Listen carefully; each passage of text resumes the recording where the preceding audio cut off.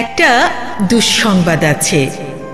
যারা আমাকে ভেঙে চুরে টুকরো কাচের মতো ছড়িয়ে দিতে চেয়েছিল তাদের জন্য। দুঃসংবাদটি তাদের জন্য যারা ভেবেছিলে আমি হোঁচট খেয়ে পড়ে গেলে আর কখনো উঠে দাঁড়াতে পারবো না, মুখ থুবড়ে পড়ে থাকবো গা ঘিন ঘিনে কাদায়।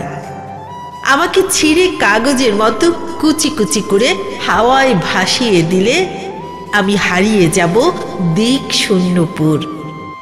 যে আমাকে টেনে হিচড়ে নামিয়ে নিতে চেয়েছিল অতলান্তিক বিষাদ সমুদ্রে, ডুবিয়ে দিতে চেয়েছিল এক পৃথিবী বিবসীমায়, যে আমাকে অযুত রাতের কান্না লিখে দিয়ে বুকের ভেতর খুঁড়ে দিতে চেয়েছিল শ্যাওলা জমা স্যাঁতস্যাঁতে এক মজা পুকুর, যে আমাকে দুঃখ দিয়ে পুড়িয়ে শেষে উড়িয়ে দিতে চেয়েছিল ছাইয়ের মতন, তাদের জন্য দুঃসংবাদ।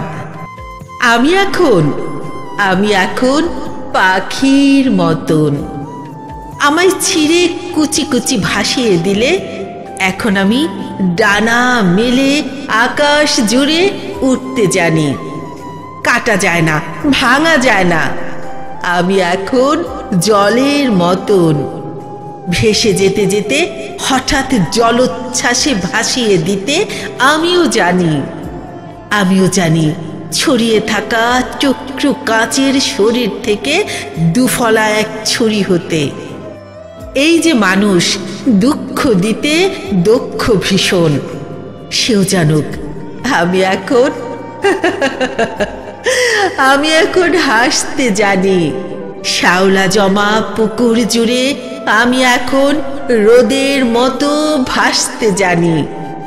প্রস্থানের গল্প লিখেও ইচ্ছে হলেই আবার ফিরে আসতে জানি।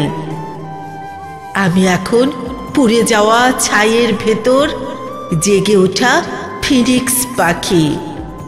আমি এখন মৃত্যু মেরে বাঁচতে জানি।